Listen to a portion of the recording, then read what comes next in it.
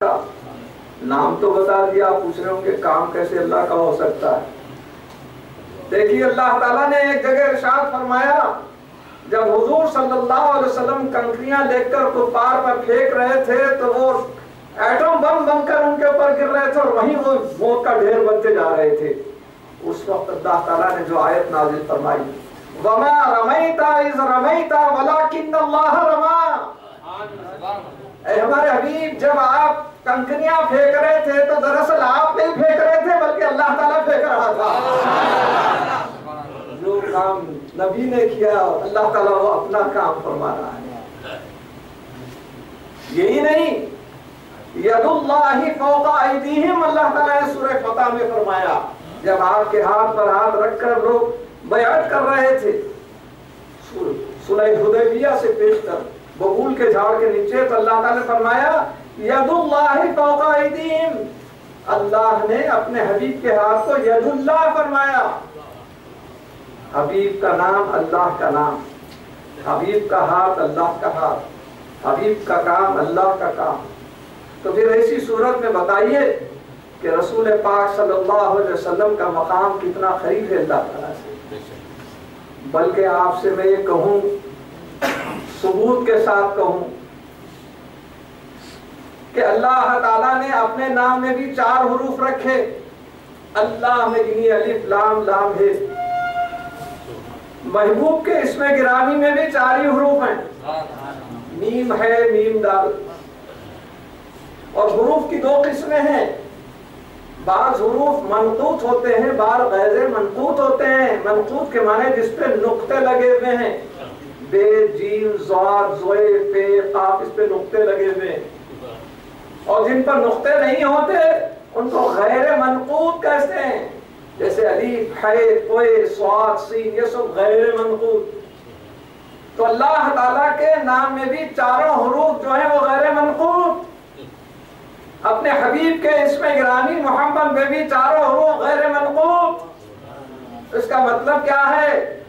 عارفان نقطہ نے حجابات اٹھا کے گہرائی سے دیکھا تو پتا چلا کہ اللہ تعالیٰ جیسے اپنی الوہیت میں اپنی معبودیت میں بے داغ اور بے دھبا ہے، ویسے ہی اس کے حبیب بھی اپنی نبوت اور رسالت میں بے داغ بے دھبا ہے۔ اسی لیے نہ اس پہ نقطہ ہے نہ اس کے اوپر نقطہ ہے۔ اور پھر اللہ کا جو نام 4 حروف پر مشتمل ہے، ان میں سے ایک ایک حرف کم کرتے جائیے تو بھی وہ معنی دار رہتا ہے۔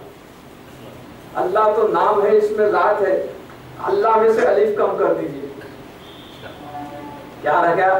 للہ، وہ بھی معنی دار۔ اللہ کے لیے، عربی میں لام کہتے ہیں لیے کفار، للہ مانے اللہ کے لیے۔ اس کے بعد پھر اور ایک حرف کم کر دیجئے تو کیا رہا؟ لہو، اس کے لیے، وہ بھی معنی دار۔ اب لہو کے اندر سے اور ایک حرف کم کر دیجئے، ہو رہ گیا۔ یہ ہو، اس کا مطلب کوئی کمپیوٹر والا تو یاہو سمجھے گا، لیکن اس کا مطلب ایسے بزرگوں سے پوچھو تو ہو کا وظیفہ، ہو کا نعرہ لگانے میں کیا مزہ ملتا ہے ان کو معلوم ہے۔ ہر ایک حرف معنی دار۔ اور ادھر دیکھو محمد صلی اللہ علیہ وسلم، محمد کے معنی لما حمدہ الاولون والآخرون، ایسی ہستی، ایسی ذات جن کی تعریف و توصیف پچھلے آئے ہوئے سب لوگ کر رہے تھے، اور آپ کے بعد قیامت تک آنے والے بھی آپ کی تعریف و ثنا کرتے رہیں گے۔ محمد کے اندر ایک حرف کم کر دیجئے، حمد بن گیا، وہ بھی معنی دار۔ حمد اللہ کی تعریف کو کہتے ہیں۔ شیورلیٹ کی موٹر سامنے کھڑی ہوئی ہے، موٹر تو سامنے ہے، نام شیورلیٹ کہا جا رہا ہے، انہیں بنانے والے کا نام مصنوع کو دیکھ کر، صنعت کو دیکھ کر صانع کا نام یاد آ رہا، مخلوق کو دیکھ کر خالق کا نام یاد آ رہا ہے۔ اسی طرح حمد کے معنی ایسا شاہکار ہے خلقت کا، رسول پاک کا پیکر کہ دیکھتے ہی اللہ کی یاد آ رہی ہے۔ حمد اور حمد کے بعد ہے کو نکال لیجیے تو مد کہتے ہیں لمبا چوڑا طول طویل لانگسٹ. تو ابھی تو میں تھوڑی دیر پیشتر عرض کیا آپ سے کہ اگر سرکار کی توصیف کرتے ہوئے سارے روئے زمین کے درختوں کو قلم بنا لیا جائے اور ساتوں سمندر کے پانی کو انک اور سیاہی بنا لیا جائے، لکھتے جاؤ تو قلم ٹوٹ جائیں گے، سیاہی ختم ہو جائے گی، مگر سرکار کے فضائل اوصاف توصیف ختم نہیں ہوگی. یہ ہے مد. اور مد کے بعد پھر ایک میم ختم کر دیجئے. دال کے معنی ہے دلیل والا. آپ کی ایک ایک ادا میں دلیل ہے، معجزہ بھرا ہوا ہے. حضرت عبداللہ بن سلام رضی اللہ تعالیٰ عنہ یہودیوں کے بہت بڑے عالم تھے. تورات جو موسیٰ علیہ السلام پر مقدس کتاب اتری ہے، اس کے ایسے جید عالم تھے کہ کوئی بھی مسئلہ پوچھو تو فوری ڈسکس کر کے اس کو ڈسکارڈ کر دیتے تھے. ان کے جو معتقدین تھے، تلامذہ تھے، مریدین تھے، کہنے لگے کہ دیکھو ایک شخص نبوت کا دعویٰ کیا ہے کہ میں نبی آخر الزمان ہوں، آپ سے بڑھ کر اس وقت تو کوئی عالم نہیں. چلیے اور چل کے ان سے مباحثہ کیجئے، ڈسکشن کیجئے، مناظرہ کیجئے اور ان کے دعوے کو جھوٹا ثابت کر دیجئے. ان کو بھی خیال ارادہ ہوا چلو بھائی تم سب لوگ مل کے چلیں گے. روایت میں حدیث میں لکھا ہے کہ حضور صلی اللہ علیہ وسلم تشریف فرما ہے. عبداللہ بن سلام 20 ساتھیوں کے ساتھ اندر آئے. سرکار پر جیسے ہی نظر پڑی ایک آیت کہنے لگے اشہد ان لا الہ الا اللہ وحدہ لا شریک لہ واشہد ان محمدا عبدہ ورسولہ. سب پیچھے شاگرد کہنے لگے آپ ہم کو ذلیل کر دیے، آپ کو تو ہم لے کے آئے تھے بحث کرنے کے لیے، آپ ان کے دعوے کو جھوٹا ثابت کرنے کے بجائے ہم کہیں کلمہ پڑھ لیے، مسلمان بن گئے، ہماری ذلت ہو گئی ہماری. حضرت نے ایک جملے میں جواب دے دیا، تم سب لوگ کہہ رہے تھے کہ ان کا دعویٰ جھوٹا ہے، مگر سنو میری پہلی نگاہ رخ مصطفیٰ پر پڑی تو دل گواہی دے رہا تھا کہ کسی جھوٹے کا چہرہ نہیں ہو سکتا. ان کا دعویٰ بھی سچا ہے، ان کا چہرہ بھی سچا ہے. یہ ہے دلیل. اب ادھر ہم نے اللہ کی اسم گرامی کی تشریح بھی کی، ادھر رسول پاک صلی اللہ علیہ وسلم کے اسم نامی کی توضیح بھی کر دی.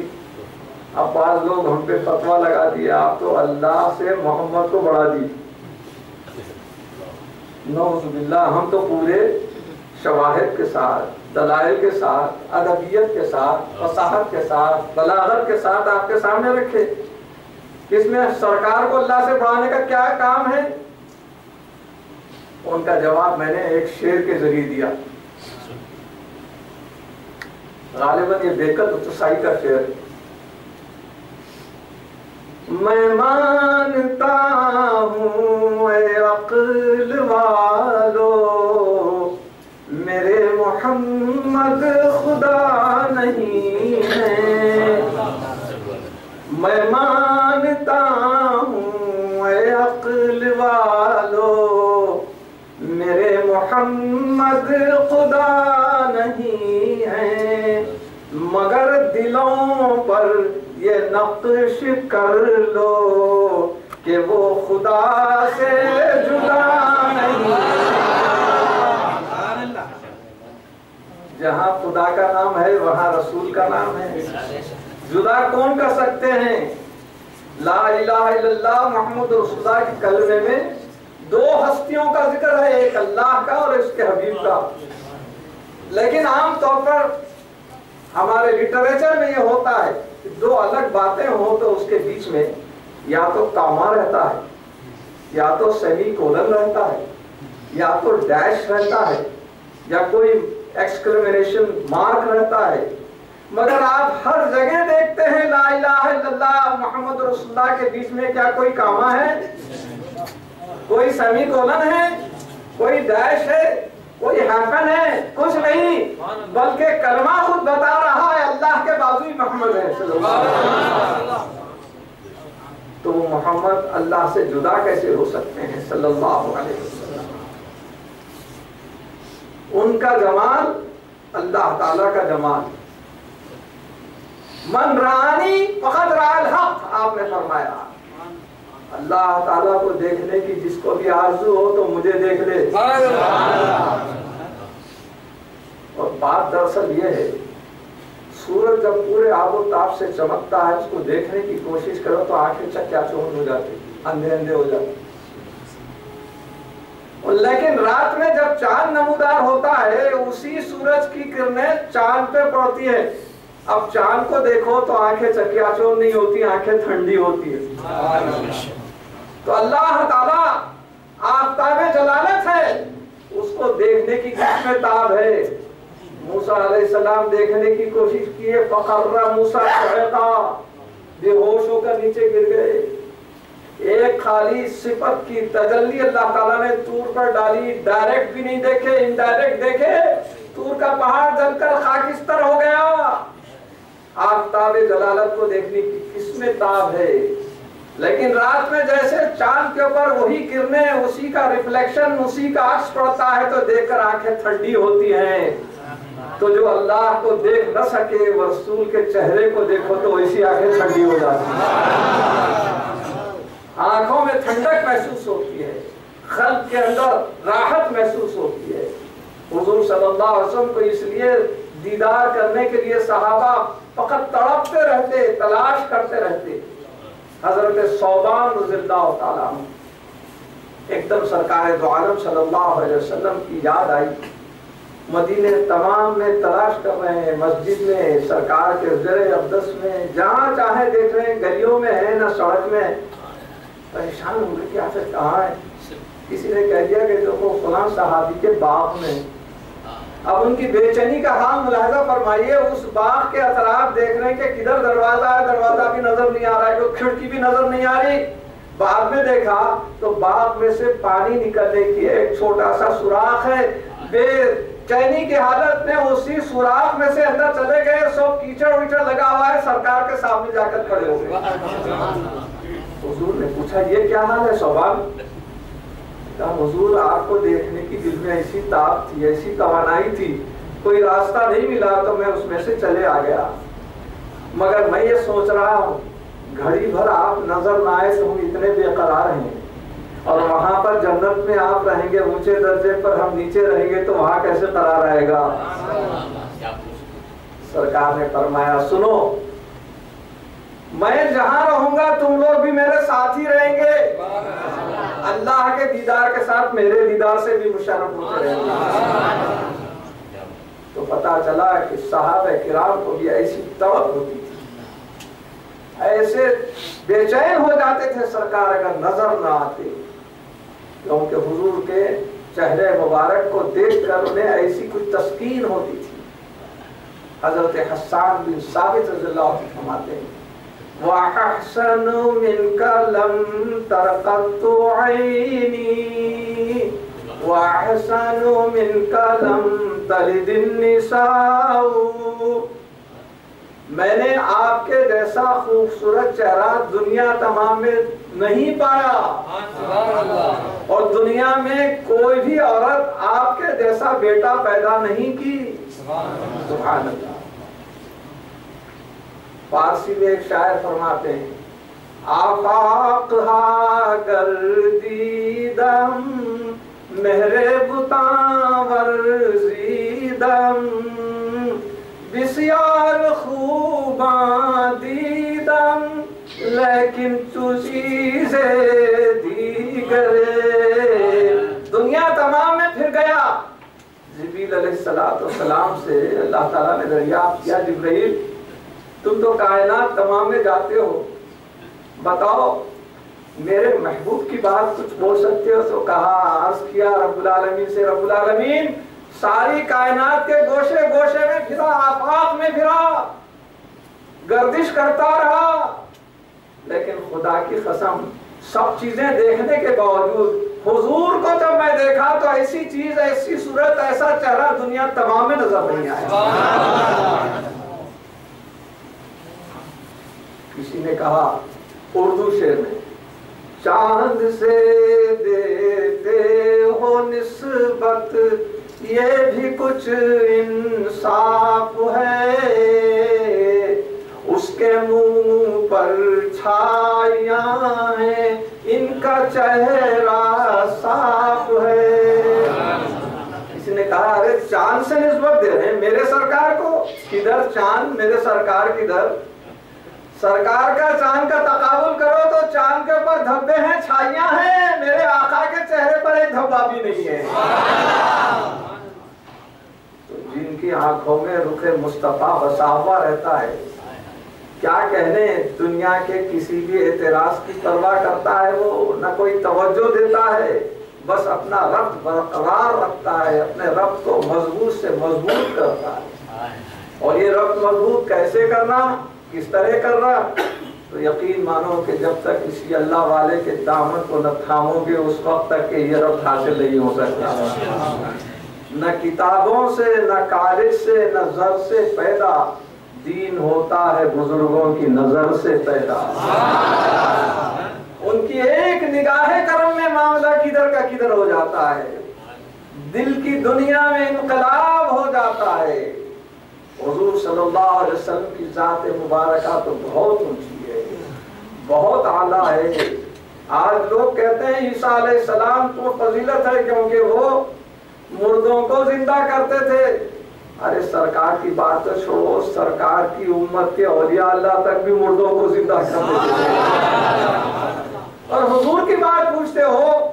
پھر بھی ایک میڈیکل سائنس کا اسٹوڈنٹ سمجھتا ہے کوئی شخص اگر تھوڑی دیر کے لیے مردہ دکھائی دے رہا ہے تو آرٹیفیشل ریسپریشن کے ذریعے، فرسٹ ایڈ کے ذریعے اس کی سانس پھر چلنے لگتی ہے۔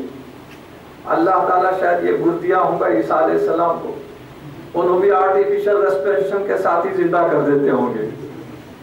جہاں روح نکلی تھی وہیں روح آ جا رہی ہے، مگر میرے آقا پہلے جس میں روح ہے وہ روح کی بات چھوڑو، کنکریوں میں جہاں جان نہیں ہے تو وہاں روح ڈال دیتے ہیں سرکار، اور پھر اس کے اندر بھی حضور کا ایک وصف ظاہر ہو رہا ہے۔ ابو جہل ایک مرتبہ کنکریاں ہاتھ میں چھپائے ہوئے آیا، واقعہ آپ سب لوگ جانتے ہیں، مگر اس میں عقیدے کے کیا نکات ہیں میں آپ کو بیان کر کے اپنی بات ختم کرتا ہوں۔ ہاتھ میں کنکریاں چھپائے آیا اور کہنے لگا اے محمد صلی اللہ علیہ وسلم، اگر تم واقعی نبی ہیں تو میرے ہاتھ میں کیا چھپا ہوا ہے بتا سکتے ہیں؟ بتاؤ۔ دیکھیے جملہ یہ بتا رہا ہے کہ نبی کی جو صفت کوالٹی ہے اس سے واقف ہے کہ چھپی ہوئی چیز سے واقف ہوتا ہے، کیونکہ سرکار کو نبی نہیں مانتا اس لیے ٹیسٹ کرنے آیا ہے۔ مگر ہمارا معاملہ ایسا ہے، سرکار کو نبی مانتے ہیں مگر نبی کی صفت نہیں مانتے۔ سرکار چھپی ہوئی بات سے واقف ہے، اس کے اوپر لوگوں کو یقین ہی نہیں۔ حالانکہ سرکار کا معاملہ تو یہ ہے، کئی صفوں کی نماز پڑھ رہے ہیں، امامت کر رہے ہیں، نماز ختم ہوتے ہی پیچھے کی صف کے دو صحابہ کو بلایا آپ نے، کہا کیا کر رہے تھے، نماز ایسی پڑھتے ہو؟ صلو کما رأیتمونی اصلی، جیسے میں نماز پڑھتا ہوں تم دیکھ کر ویسی نماز پڑھو، تمہارے نماز میں تو یہ ڈیفیکٹ تھا، یہ نقص تھا، یہ عیب تھا۔ امامت کرنے والے سامنے سینکڑوں کی صفیں اور سب سے آخری صف کے صحابہ، آج کہنے والا کہہ رہا ہے کہ رسول کو اپنے پیٹھ پیچھے کی بھی خبر نہیں، اس کو پتا نہیں کہ سرکار کے پیچھے سامنے جیسی نظریں ہوتی پیچھے بھی ویسی نظریں ہوتی ہیں۔ ایسی صورت میں سرکار کے چھپے علم کے اوپر طرح طرح کے ان لوگوں کو اعتراضات، ایسی تنقیدیں، بلکہ سرکار کے عیوب کے طور پر پیش کرتے ہیں۔ استغفر اللہ، اللہ تعالیٰ نے جس کو پیدا فرمایا اپنا حبیب بنا کر، اس میں نقص و عیب نکالنا دوسرے معنی میں خالق کی خلقت کے اندر نقص و عیب نکالنے کے برابر ہے۔ بات کدھر کی کدھر پہنچ جا رہی ہے۔ غزوہ بدر کے بعد مخالف صف کے لوگ چند گرفتار ہو کر آئے، جب سب قیدی سامنے آ گئے ادھر ابو بکر صدیق رضی اللہ تعالیٰ عنہ ہیں، ادھر حضرت فاروق اعظم رضی اللہ تعالیٰ عنہ۔ سرکار نے پہلے حضرت فاروق اعظم سے دریافت کیا، عمر بتاؤ ان کے ساتھ کیا کرنا چاہیے، کیا بدلہ لینا چاہیے؟ حضرت عمر فاروق تو ہمیشہ تلوار نکالے تھے، سرکار یہ سب آپ کے خلاف لڑ رہے تھے، مجھے اجازت دے دیجیے ایک ایک کا سر قلم کر کے خرموں پہ لا کے ڈال لیتا ہوں۔ حضور نے صدیق اکبر سے پوچھا، فرمایا حضور ان میں آپ کے رشتہ دار بھی ہیں، آپ کے پاس خاندان سے تعلق رکھنے والے بھی ہیں، مناسب یہ ہے کچھ ان سے معاوضہ لے کر تاوان لے کر ان کو چھوڑ دیجیے۔ دیکھے تو چچا جان حضرت عباس رضی اللہ عنہ موجود تھے، آپ نے فرمایا چچا جان دوسرے چھوٹتے جا رہے ہیں، اپنا کچھ تو بھی معاوضہ دے کے آپ بھی اپنا دے دے کے چھوٹ جائیے۔ تو بولے بیٹے میرے پاس کچھ بھی نہیں ہے۔ اچھا یہاں نہیں ہے آپ پاس، کسی سے مانگ کے دیجیے۔ نہیں کوئی بھی میرے کو نہیں دیتا۔ اچھا آپ کو ہم مکہ معظمہ بھیجتے ہیں، ساتھ کسی کو بھیجتے ہیں، وہاں پر سے لے کے دے دیجیے۔ میرے گھر میں بھی ایک درہم نہیں ہے۔ سرکار فرمانے لگے جس وقت جنگ کے واسطے گھر سے نکل رہے تھے، کمرے میں جا کے ہماری چچی کو ایک تھیلی اشرفیوں کی بھر کے دیے کہ میں مر گیا تو تمہاری گزر بسر کے لیے، وہ بھی نہیں ہے۔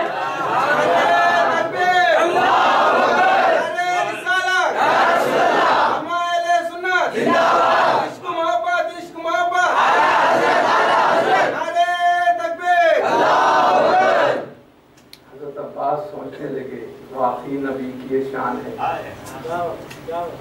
بیٹھے ہیں احد کے پہاڑ پر اور مکہ معظمہ کے میرے گھر میں کمرے کے اندر کیا ہو رہا ہے اس سے واقف ہیں۔ یہ نگاہ نبوت ہے، فوری کلمہ پڑھے اور مسلمان ہو گئے۔ تو میرے سرکار کا چھپا ہوا علم جو اس کا قائل نہیں، وہ اپنے ہاتھ سے اپنے ایمان کو برباد کر رہا ہے۔ خالی علم غیب پر سرکار کے کہتے جاؤں تو میں صبح ہو جائے گی، مگر میں وہ واقعہ بیان کر رہا تھا آپ سے کہ ہاتھ میں کنکریاں چھپا کے کہنے لگا کہ آپ نبی ہیں تو بتاؤ میرے ہاتھ میں کیا ہے چھپا ہوا۔ سرکار نے فرمایا ابو جہل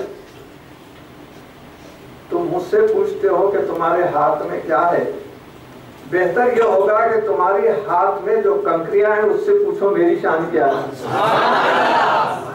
اندر سے آواز آنے لگی لا الہ الا اللہ محمد رسول اللہ۔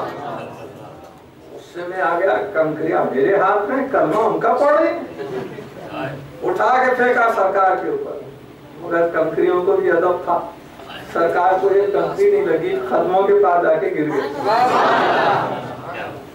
اب دیکھیے واقعہ آپ کئی مرتبہ سنے ہوں گے، اب اس میں میں عقیدے کے دو چار نکات آپ کے سامنے رکھتا ہوں۔ ایک نکات میں سے پہلا نکتہ یہ ہے کہ حضور صلی اللہ علیہ وسلم کو اللہ نے ایسا اختیار دیا ہے کہ کنکریاں جو بے جان ہوتی ہیں حضور کی ایک نظر کرم سے وہ جان والی بن گئی، جاندار بن گئی۔ جاندار بننے کے باوجود اللہ تعالیٰ نے اس کو زبان بھی عطا کر دی۔ جان آ جانا کافی نہیں ہے، بچے میں جان آ گئی تو کیا بولتا ہے بتاتا ہے؟ نہیں، اس کو بولنے کی بھی اللہ تعالیٰ نے صلاحیت عطا کر دی۔ اب بولنے میں اچھا بھی بول سکتا ہے، برا بھی بول سکتا ہے، مگر بول رہا ہے تو کلمے والا بول رہا ہے، ایمان کا بول رہا ہے۔ آپ کی ایک نظر 3 birds in 1 shot، تین چیزیں، تین گہرائیاں، تین فائدے۔ اور پھر کمال دیکھیے وہ کنکریاں یہ سبق دے رہی ہیں، اے مسلمانوں، اے نبی کو چاہنے والوں، دیکھو تم بھی کبھی جیسا میں، ہم کنکریاں اس کے قبضے میں آ گئے، ہم نے جیسے ہی سرکار کا کلمہ پڑھا تو ہم کو آزادی نصیب ہو گئی۔ اسی طرح تم بھی کسی دشمن کے قبضے میں کبھی پھنس جاؤ، پڑھو کلمہ، تم کو اللہ تعالیٰ بھی آزادی نصیب کر دے گا۔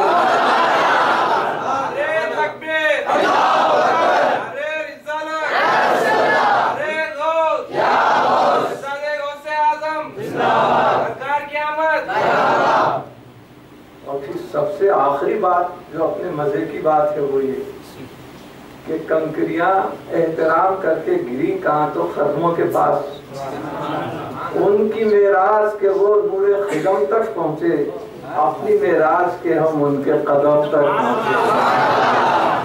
اسی طرح اللہ تعالیٰ کلمے کے اندر یہ خصوصیات رکھا ہے، سرکار کے قدموں تک پہنچنا ہے تو کبھی درود پڑھو، کبھی کلمہ پڑھو، سرکار کا جلوہ آنکھوں میں بسائے رکھو، دل سے ان کا ذکر کرتے رہو، تمہیں بھی جان بخشی بھی ہو جائے گی، تمام مصائب سے بلاؤں سے اللہ تعالیٰ نجات دے گا۔ میں اللہ تعالیٰ سے دعا کرتا ہوں کہ رب العالمین ہماری اس محفل پاک کو قبول فرمائے۔ جتنے حاضرین ہیں اللہ تعالیٰ ان سب کو رب العالمین دین دنیا کی جائز دولت اور مال اور فضائل سے نوازے۔ اللہ تعالیٰ ان کے دینی دنیاوی جائز مرادوں کی تکمیل فرما دے۔ جو بیمار ہیں ان کو شفائے کامل سے فرما دے۔ یا اللہ جو بے روزگار ہیں ان کو روزگار عطا فرما دے۔ جو روزگار رکھتے ہیں تو اللہ تعالیٰ ان کے روزگار میں خیر و برکت عطا فرما دے۔ جو لاولد ہیں تو صاحب اولاد بنا دے۔ جو اولاد رکھتے ہیں تو ان کو نیک ہدایت، نیک ترقی، پکا اہل سنت و جماعت بنا دے۔ ہمارے بہت سے بھائیوں بہنوں کی بیٹیاں بغیر شادیوں کے گھروں میں ناقد خدا بیٹھے والدین کے لیے فکر کا ذریعہ بن گئے۔ اللہ تعالیٰ ایسی محفلوں کا صدقہ غیب سے ان ناقد خدا بیٹیوں کی شادی کا انتظام ہمارے دلوں میں رسول پاک کی محبت کا ایسا چراغ جلا دے کہ اس کی روشنی دنیا میں بھی کام آئے، قبر میں بھی یہی روشنی کام آئے، قبر میں بھی یہی روشنی کام آئے۔ ہمارا خاتمہ بالخیر ایمان پر فرما رب العالمین۔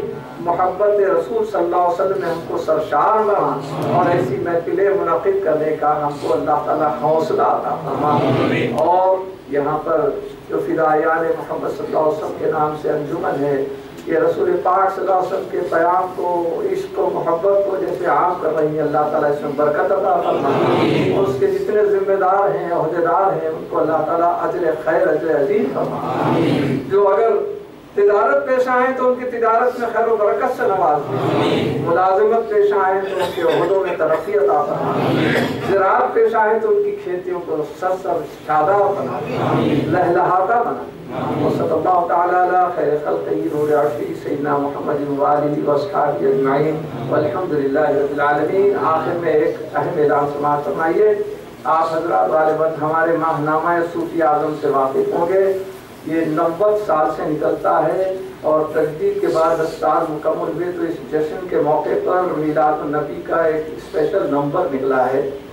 انتہائی اعلیٰ درجے کے مضامین ہیں، 150 صفحات پر مشتمل ہے اور اس کا ہدیہ 30 روپے رکھا گیا ہے، باہر اویلیبل ہے۔ آپ حضرات ایسا مواد سرکار کے عشق و محبت کا گھر میں رہنا ضروری ہے، آپ ضرور پڑھیے، اپنے گھر والوں کو پڑھائیے، یا نہیں تو اپنے دوست احباب کو اس طریقے سے ہدیہ دیجیے کہ ان کا دل محبت رسول سے سرشار ہو۔ اگر عام طور پر ہوتا ہے کیا ہے، ہم سگریٹ پی کے پھونکتے رہتے ہیں، کئی سینکڑوں روپے برباد کرتے ہیں، پان کھا کے تھوکنے میں کتنے 100 کی نوٹاں ختم کر دیتے ہیں، ناچ لے کے چھینکنے میں کتنے چھوڑ دیتے ہیں، مگر کوئی دینی لٹریچر لینے کے لیے بڑا جان پہ آتا ہے۔ مگر میں نہیں سمجھتا کہ فدائیان محمد صلی اللہ علیہ وسلم کی انجمن کے ارکان ایسے ہیں، ضرور مجھے یقین ہے کہ جتنے ہم رسالے لے آئے ہیں وہ سب کے سب یہاں پر پورے ہو جائیں۔